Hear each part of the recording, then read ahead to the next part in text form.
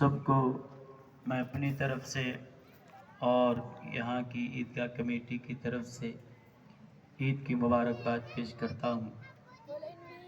میرے بزرگوں اور دوستوں، آج اس وسیع میدان میں ہم سب یہاں جمع کیے گئے ہیں۔ جیسے پانچوں وقت کی نمازیں ہم اپنی مسجد میں ادا کرتے ہیں، عید کی نماز بھی مسجد میں ادا کی جا سکتی تھی، لیکن خاص طور پر ہم کو حکم دیا گیا کہ ایک بڑے میدان میں عیدگاہ میں جمع ہو کر نماز عید ادا کریں۔ جب ساری نمازیں مسجد میں ہیں تو پھر یہ نماز اس کھلے میدان میں کیوں ادا کی جاتی ہے؟ پہلی وجہ یہ ہے کہ اللہ کے حبیب صلی اللہ علیہ وسلم یہ چاہتے ہیں کہ ایک بڑے وسیع میدان میں عیدگاہ میں جب مسلمانوں کا بڑا اجتماع جمع ہوگا تو ہماری جمعیت اور ہمارے اتحاد کا ایک مظاہرہ دیکھنے کو ملے گا۔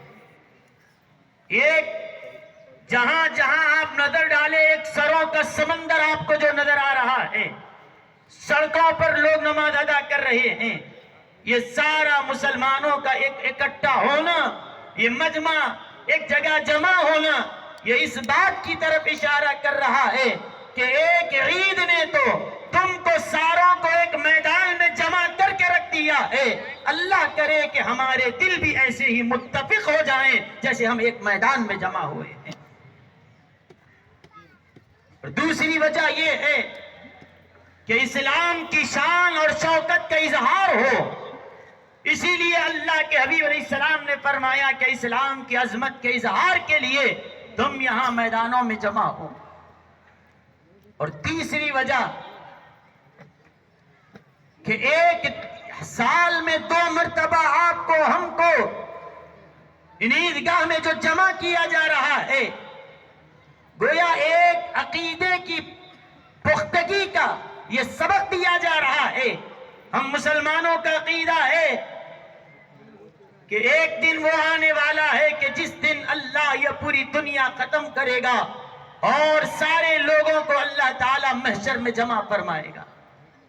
والبعث بعد الموت، اور قیامت کے دن پر ہمارا ایمان ہے، اور پورے مرنے کے بعد دوبارہ اکٹھے اللہ سب کو زندہ کر کے ایک میدان میں جمع کرے گا۔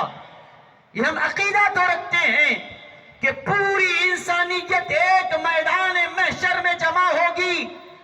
اسی سبق کو سمجھانے کے لیے، اسی عقیدے کو پختہ کرنے کے لیے اللہ تعالیٰ نے ہمیں یہ میدان عید میں، عیدگاہ کے میدان میں جمع کر کے بتا رہا ہے، لوگوں جیسے ہم نے تمہیں آج عید کے میدان میں جمع کیا ہے، ایک دن ایسا آنے والا ہے پوری دنیا کو ہم قیامت کے میدان میں، محشر کے میدان میں ایسے ہی کھڑا کریں گے۔ یہ ہم کو سبق دے رہا ہے کہ ایک دن ایسا آنے والا ہے کہ سب کو اکٹھے وہاں جمع کیا جائے گا، اور ہوگا کیا؟ آج سب مل کر ایک امام کی اقتدا کر رہے ہیں، آج سب مل کر ایک خطیب کو سن رہے ہیں۔ عیدگاہ کے میدان میں خطیب کو سنتے ہو اور محشر کے میدان میں اللہ تم سے خطاب فرمائے گا۔ اپنے اور خوش نصیب ہیں وہ روزے دار جن کے لیے اللہ کے حبیب علیہ السلام فرماتے ہیں قیامت کے دن اللہ تعالیٰ روزے داروں کو اپنا دیدار عطا فرمائے گا۔ اللہ تعالیٰ ہمیں اس نعمت سے سرفرازی عطا فرمائے۔ میرے بزرگوں اور دوستوں، یہاں جتنے لوگ آئے ہیں سب حضرت آدم ہی کی اولاد ہیں، سب کے سب انسان ہیں، لیکن سب کے سب انسان ہونے کے باوجود ہر ایک کی شکلیں اللہ نے الگ الگ بنائی، ہر ایک کا مزاج الگ الگ ہے۔ اور یہی نہیں، دنیا میں جہاں کہیں رہنے والے مسلمان، چاہے عرب کے ہوں کہ عجم کے، شمال کے ہوں کہ جنوب کے، مشرق کے ہوں کہ مغرب کے، جہاں کہیں رہتے ہیں، کوئی ریگستانوں میں رہ رہا ہوگا، دریاؤں کے پاس، کوئی پہاڑوں کے پاس، کوئی جنگلوں کا رہنے والا، کوئی عرب کا، کوئی عجم کا، کوئی برفیلے علاقے میں، کوئی سنگلاخ زمین پر رہتا ہوگا، لیکن میرے بزرگوں اور دوستوں، ہمارا ملک تو الگ الگ ہو سکتا ہے، ہماری زبانیں تو الگ الگ ہو سکتی ہے، ہمارا رنگ تو الگ الگ ہو سکتا ہے، ہمارا کلچر تو الگ الگ ہو سکتا ہے، لیکن دنیا میں جہاں کہیں مسلمان رہے سب چیزیں مختلف ہو سکتی ہے، لیکن ہمارا ایمان ایک ہے، ہمارا کلمہ ایک ہے۔ مشرق کے رہنے والوں کا بھی وہی کلمہ، مغرب والوں کا بھی وہی، شمال والے کا بھی وہی، جنوب والے کا بھی وہی، عرب کا بھی وہی، عجم کا بھی وہی، ہندوستانی کا بھی وہی، اور امریکہ کا بھی وہی۔ جہاں کہیں مسلمان ہوں، اگرچہ کہ صورتیں الگ الگ ہوں، طبیعتیں الگ ہوں، نام بھی سب کے الگ الگ ہیں، لیکن یہ سب الگ الگ ہونے کے باوجود ایک چیز ہے، وہ ہمارا کلمہ لا الہ الا اللہ محمد الرسول اللہ۔ ہم سب الگ الگ ہوتے ہوئے بھی کلمہ ہم کو ایک کر کے رکھتا ہے، یہ کلمہ ہم کو متحد کیا ہوا ہے۔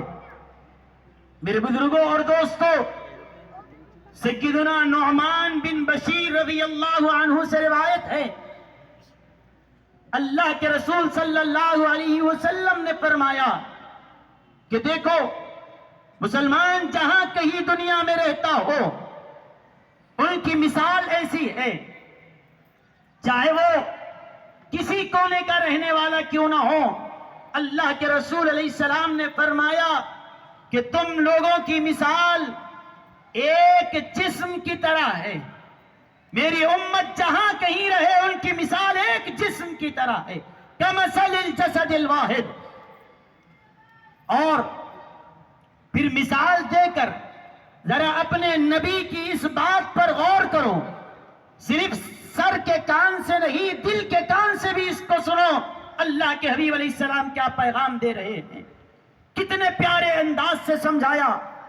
فرمایا میرے امتیوں دیکھو، تمہارے جسم میں ہاتھ بھی ہے، پیر بھی، سر بھی ہے، پیٹ بھی ہے، پیٹھ بھی، ہر عضو الگ الگ، پیر نیچے ہے تو سر اوپر کو ہے، ہر ایک کی جگہ الگ الگ ہے، لیکن اس کے باوجود کوئی چھوٹا ہے کوئی بڑا، ہر ایک کا کام الگ الگ۔ جو کام آپ پیر سے کر سکتے ہیں وہ کام اپنے ہاتھ سے نہیں کر پائیں گے، اور جو ہاتھ سے کام کر سکتے ہیں وہ آنکھ سے نہیں کر سکتے، جو آنکھ کا کام ہے وہ زبان نہیں کر سکتی، ہر ایک کی جگہ الگ الگ ہے، ہر ایک کا کام الگ الگ ہے۔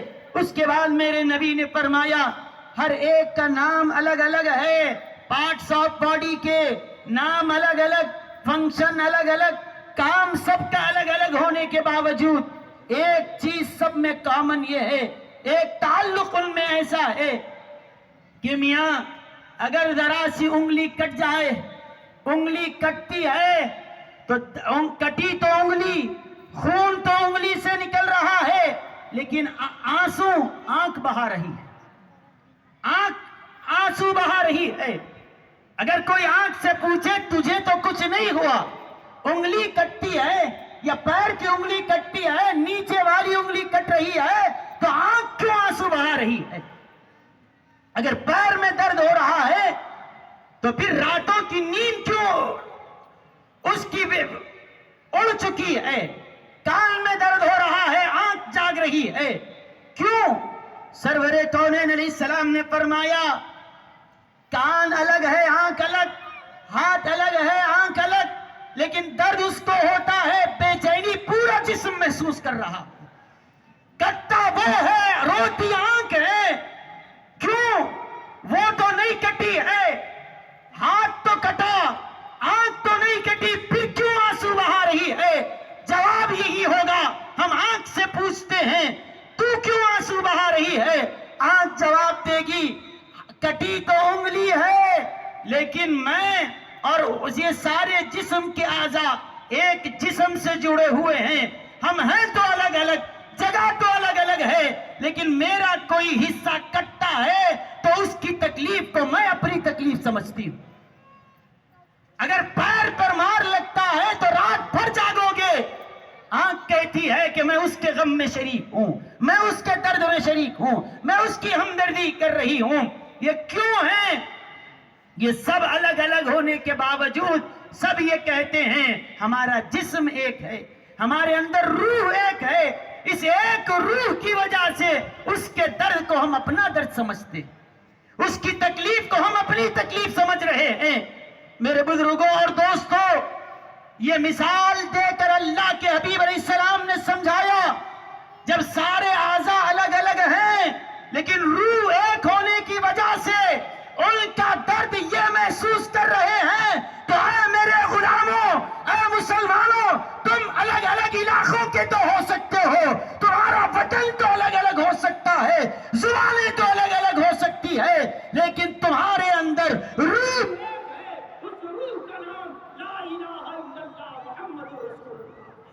کلمے کی روح ہے، دین کی روح ہے، اسلام کی روح ہے. اس روح کی بنیاد پر تم ایک ہو. یہ کیا بات ہے؟ جسم ایک ہے، پیر کی انگلی کٹی ہے، آنکھ آنسو بہا رہی ہے، تو فلسطین میں مسلمان کٹ رہا ہے، ادھر تو عیاشی کیسے کر سکتا ہے؟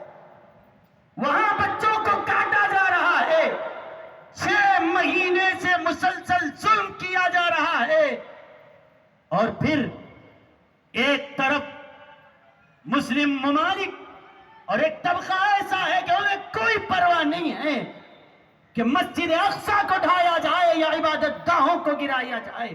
وہ اپنی زندگی میں مگن ہے، کوئی درد ان کے سینے میں معلوم نہیں ہوتا. اس کی وجہ یہ ہے کہ درد جب ایک جسم کے ہیں، سارے اعضاء ایک جسم سے تعلق رکھتے ہیں تو درد تو ہونا چاہیے، لیکن اگر درد محسوس نہیں ہو رہا ہے، اس کی وجہ یہ ہے کہ درد اس وقت محسوس نہیں ہوتا کہ جب کہ ہاتھ کو سند کر دیا جائے. اگر کوئی حصہ ناکارہ ہو جائے، سند پڑ جائے، تو وہ جسم سے لگے ہوا تو رہے گا لیکن درد محسوس کرنے والا نہیں ہوگا. آج یہ بڑے بڑے اسلامی ممالک کو اگر فلسطین کا درد نظر نہیں آ رہا ہے، غزہ کا درد نظر نہیں آ رہا ہے، کون سا دل تم اپنے سینوں میں رکھتے ہو کہ چھوٹے چھوٹے بچوں کو، ان کی لاشوں کو کتوں کے حوالے کیا جا رہا ہے اور تم اپنی دنیا داری میں مصروف ہو. بچوں کی لاشوں کی لاشیں بچھائی جا رہی ہے. ارے ذرا تو غور کرو کہ ان کا درد تمہیں محسوس نہیں ہوتا. ہم آرام سے روزہ افطاری سب کر رہے ہیں، اور کچھ تو لوگ وہ ہیں بلا عذر کے روزے چھوڑتے گئے. شرم آنی چاہیے. اہل غزہ سے سبق لو، کھانے کے لیے کچھ نہیں ہے، گھاس کو ابال کر انہوں نے سحری بھی کی ہے، افطار بھی کیا ہے، جانوروں کا چارہ کھا کر انہوں نے افطار کیا ہے. کیا جواب تمہارے پاس ہوگا؟ آج ہم مسجد میں کھڑے ہیں، چاروں طرف سے کولر لگے ہوئے ہیں، قالینیں بچھی ہوئی ہے، اے سی لگا ہوا ہے، اس کے باوجود سجدوں سے منہ چھڑانے والوں، ان مسلمانوں کی ہمت تو دیکھو. ان کے پاس مسجد بھی نہیں ہے، مسجد شہید بھی ہو گئی ہے، تو مسجد کے ملبے پر کھڑے ہو کر اللہ اکبر کی صدائیں بلند کی جا رہی ہے. وہ تراویح بھی پڑھ رہے ہیں، وہ نمازیں بھی ادا کر رہے ہیں، وہ عید بھی پڑھ رہے ہیں. میرے بزرگوں اور دوستوں، اگر مجھے کسی اپنے مسلمان کا درد اپنے دل میں محسوس نہیں ہو رہا ہے تو پھر مجھے اپنے ایمان کی جانچ کرنے کی ضرورت ہے کہ میں نام کا مسلمان ہوں یا حقیقت کا مسلمان بنا. اگر حقیقت کا مسلمان بنا ہوں تو میرا ہاتھ کٹ رہا ہے تو مجھے تکلیف کیوں نہیں ہوتی؟ ہم ان کے لیے کچھ نہیں کر سکتے، کوئی یہاں سے چیز نہیں بھی بیچ سکتے ہیں، تو کم از کم یہ تو ہو سکتا ہے کہ پروردگار کے دربار میں دعا تو کریں، اللہ ان مظلوموں کی حمایت فرمائے اور غیب سے اللہ ان کے حفاظت فرمائے اور ان کی غیبی مدد فرمائے اور مسجد اقصی کا اللہ تحفظ فرمائے. یہ تو ہو سکتا ہے نا. لیکن نہیں، ہم اپنی دنیا میں ایسے مگن، ایسے مصروف ہیں کہ اللہ کے گھروں کو ڈھایا جا رہا ہے، ہمیں اس کی کوئی احساس تک نہیں. کم از کم دعائیں کریں. ہم حکومت ہند کا شکر ادا کرتے ہیں کہ انہوں نے اہل غزہ کے ساتھ یگانگت اور ہمدردی کا اعلان تو کیا، کم سے کم یہ تو بات تو ہوئی. دوسرے ممالک کے لیے بھی یہ ایک بہترین سبق انہوں نے دیا ہے.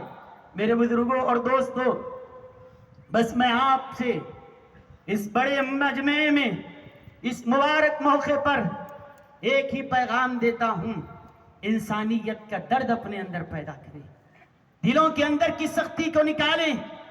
آج آپ اس مجمع پر نظر ڈالیں، اکثریت ایسی ہے جو سفید کلر کا کپڑا پہن کر آئے ہیں، سفید لباس میں دکھ رہے ہیں اکثر لوگ یہاں پر.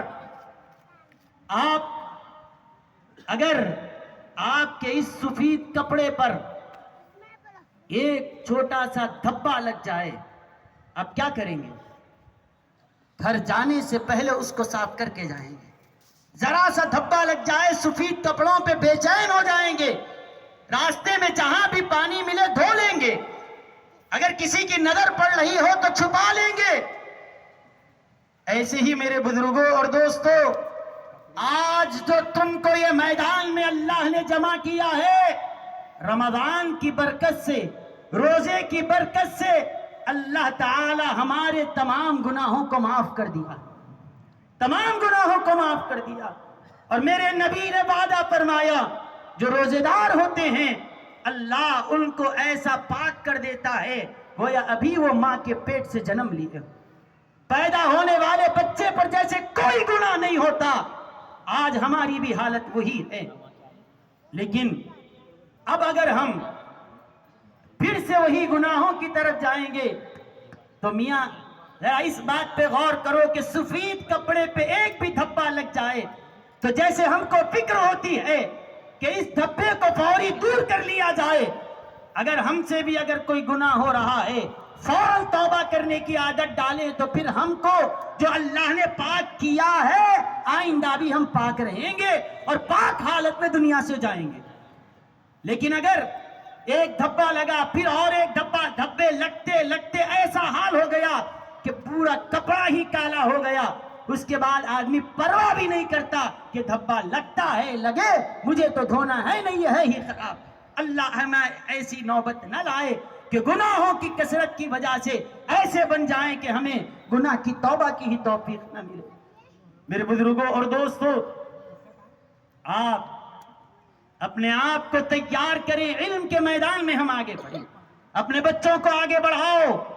رمضان نے ہمیں قرآن سے جوڑا ہے. صرف تراویح میں تو ہم نے بغیر سمجھے کہ قرآن سنا ہے. آؤ وقت نکالو، قرآن کو سمجھنے کی کوشش کرو، قرآن پہ عمل پیرا ہو. اور قرآن کا نور لے کر جو آگے بڑھتا ہے اللہ تعالیٰ کبھی اس کو گمراہی کی طرف نہیں لے جاتا. اہل بیت کا دامن تھامے رہو، قرآن سے ہدایت لیتے رہو، کبھی گمراہ نہیں ہوگے. یہ مصطفیٰ علیہ السلام کا وعدہ ہے. میرے بزرگوں اور دوستوں، دینی علم ہو یا دنیاوی علم ہو، اپنے بچوں کو علم والا بنائیں، ان کو ٹیلنٹڈ بنائیں، ان کو ہنر والا بنائیں اور ان کو دنیا اور دین کے ہر میدان میں آگے بڑھاؤ اور ترقی کراتے رہو. کیونکہ علم کے بغیر کوئی قوم نہ ترقی کی ہے نہ آگے کوئی ترقی کر سکتا. آخر بات کہہ کر گفتگو ختم کر رہا ہوں، وہ یہ کہ ہم ہندوستان میں ہیں. ہندوستان ایک جمہوری ملک ہے. یہاں ہندو، مسلمان، سکھ، عیسائی، کئی مذہب کے لوگ رہتے ہیں. ہمارے ملک کی خصوصیت رہی کہ سب مل جل کر یہاں پر زندگی گزار رہے ہیں. لیکن اب رفتہ رفتہ کچھ حالات بگڑ رہے ہیں. میرے دوستو، اس ملک کی خوبصورتی کو باقی رکھنا یہ ہماری بھی ذمہ داری. آپس میں ایک دوسرے کے ساتھ محبتوں سے رہو، نفرتوں کو ختم کرو اور ہر ایک کے ساتھ محبت کے ساتھ رہو، چاہے ہندو ہو کہ مسلم ہو، سکھ ہو کہ عیسائی. انسانیت کی بنیاد پر ہر ایک کے ساتھ اچھا سلوک کیا جائے. یہی ہمارے آقا علیہ الصلوۃ والسلام کا پیغام ہے. دہلی کی سرزمین پر ایک خاتون پانی لینے کے لیے ایک کنویں پر گئی. غیر مسلم ایک ہندو عورت تھی، پانی لینے کے لیے کنویں کے پاس گئی اور کنویں سے پانی بڑی مشقت سے نکال رہی تھی. اور وہ جو کنواں ہے جس سے پانی نکالا جا رہا ہے وہ بالکل کھارا پانی اس میں ہے، پھر بھی نکال رہی ہے. حضرت نظام الدین محبوب الہی نے دیکھا کہ یہ عورت اتنی محنت سے یہ پانی کیوں نکال رہی ہے، اور میٹھا پانی نہیں، یہ تو کھارا پانی ہے، اور بازو سے جمنا کی نہر بہ رہی ہے، جمنا کا میٹھا پانی ہے، وہ پانی نہیں لے رہی ہے اور محنت کر کے یہ پانی نکال رہی ہے، وجہ کیا ہے؟ آپ نے کسی کو بلایا اور کہا کہ اس خاتون سے پوچھو جمنا کا میٹھا پانی کیوں نہیں پیتی اور بولی کا کھارا پانی کیوں پی رہی ہے، محنت سے نکالنا پڑ رہا ہے۔ اس عورت نے کہا کہ حضرت میں ایک غریب خاتون ہوں، میرے بچے چھوٹے چھوٹے ہیں، ہمارے پاس کھانے کے لیے کچھ نہیں ہے، اور جمنا کا پانی میٹھا ہے، اور اس پانی کی خاصیت یہ ہے کہ جب کھانے کے بعد پیتے ہیں کھانا جلدی ہضم ہو جاتا ہے، پھر بھوک لگتی ہے، بچے روتے ہیں اور ہمیں کھانے کو دینے کے لیے کچھ نہیں ہے۔ جمنا کا پانی سے کھانا جلدی ہضم ہوتا ہے، اور کھانا ہضم ہو جائے، بھوک لگے تو کھلانے کے لیے میرے بچوں کے لیے کچھ نہیں ہے۔ اب یہاں میں اس بولی کا کھارا پانی اس لیے لے رہی ہوں کہ اس سے کھانا جلدی ہضم نہیں ہوتا، اور بچوں کا کھانا جب ہضم نہ ہو تو بھوک نہیں لگے گی، 1-2-4 گھنٹے کے بعد ان کو بھوک لگے گی۔ اپنے بچوں کی بھوک روکنے کے لیے میں گرم یہ کھارا پانی پی کر زندگی گزار رہی ہوں۔ حضرت نظام الدین محبوب الہی کے آنکھوں سے آنسو رواں ہو گئے اور فرمایا کہ کیا بات ہے کہ ہم موجود ہیں اور ہمارے علاقے کی ایک عورت، وہ کوئی مسلمان نہیں تھی، وہ غیر مسلم تھی، آپ نے مذہب نہیں دیکھا، آپ نے اس کا دین نہیں دیکھا، اس کا دھرم نہیں دیکھا، بس یہ دیکھا کہ کوئی تکلیف میں ہو اور اس تکلیف کو دور کرنا یہ ہمارے نبی کی تعلیم ہے۔ اس نے فرمایا اما آج کے بعد تم اور تمہارے بچے کبھی کھارا پانی نہیں پیو گے۔ کہا کہ یہ جمنا کا پانی جو بہ رہا ہے، یہ ٹھنڈا پانی، میٹھا پانی تم یہ پیو۔ کہا کہ حضرت بھوک لگے گی تو کیا ہوگا؟ کہا کہ آج تک تیرا بچہ یتیم تھا، آج باپ کے سایہ تو سر سے اٹھ گیا ہے، لیکن آج سے نظام الدین اس کی کفالت کرنے والا ہے۔ اس عورت سے کہا زندگی بھر ہماری خانقاہ سے تمہارے گھر کا راشن آئے گا، تمہارا خرچ اٹھانا یہ ہم نظام الدین نے اپنے ذمے کر لیا، اور کہا کہ جاؤ تم بھی میٹھا پانی پیو۔ یہ تو مدد کر دی، آج مدد کرنے کے بعد ہم فوٹوز بنا کر ڈالتے ہیں، کہا کہ ہم نے یہ چیریٹی کی، ہم نے وہ چیریٹی کی۔ حضرت نے مدد بھی کی، مدد کرنے کے بعد اپنا سر سجدے میں رکھ کر رو رہے ہیں اور عرض کر رہے ہیں مولا ہمارے پڑوس میں ایسا بھی گھر تھا جہاں بچے بھوک کی وجہ سے تکلیف میں مبتلا تھے اور ہمیں اس کی اطلاع نہیں ہوئی۔ کل نظام الدین سے تو سوال نہ کرنا کہ تیرا پڑوس بھوکا تھا اور تیرے پاس کھانا پک رہا تھا، مولا مجھ سے یہ سوال نہ کرنا، مجھے علم نہیں تھا، اور جیسے ہی علم ہوا تھا جس گھر میں آنسو بہ رہے تھے اسی گھر میں میں نے خوشیوں کو پھیلا دیا ہے، جس گھر میں بچے فاقے سے گزر رہے تھے اسی گھر میں میں نے آسانیاں پیدا کر دی ہے۔ مولا اس نیکی کو اپنے دربار میں قبول فرما دے۔ یہ ہے انسانیت، یہ ہے انسانیت کا پیغام۔ اسی پیغام کے ساتھ ہم آپ سے رخصت ہوتے ہیں اور اللہ تعالیٰ سے دعا کرتے ہیں کہ پروردگار ہمارے اندر ایمان کی پختگی کو پیدا فرمائے، ہمارے اندر اتحاد پیدا فرمائے، ہمارے اندر صفوں میں اے اللہ ہم کو متحد بنا دے۔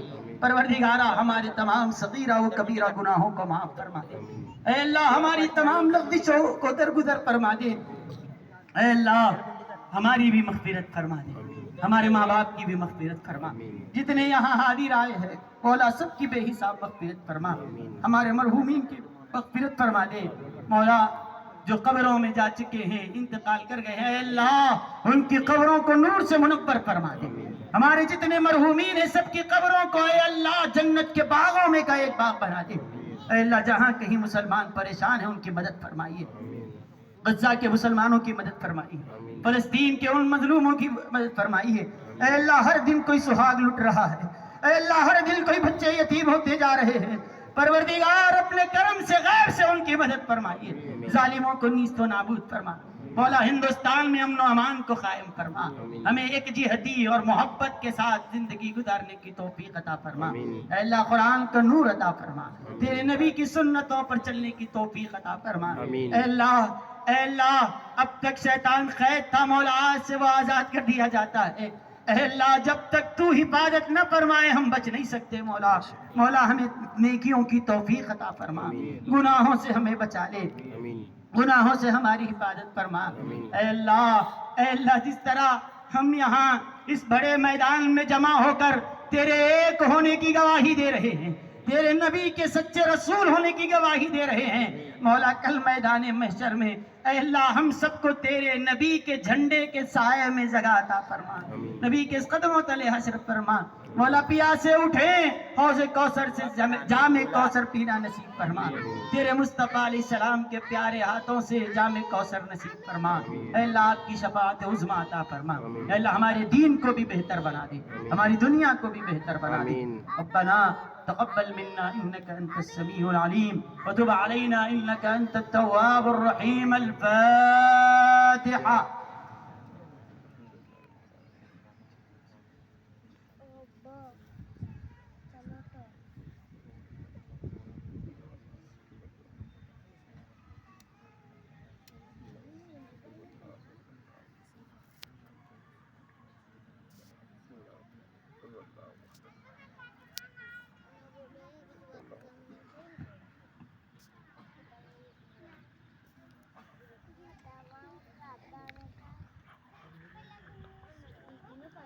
إن الله وملائكته يصلون على النبي يا أيها الذين آمنوا صلوا عليه وسلموا تسليما اللهم صل على سيدنا محمد وعلى آل سيدنا محمد وبارك وسلم سبحان ربك رب العزة عما يصفون وسلام على المرسلين والحمد لله رب العالمين.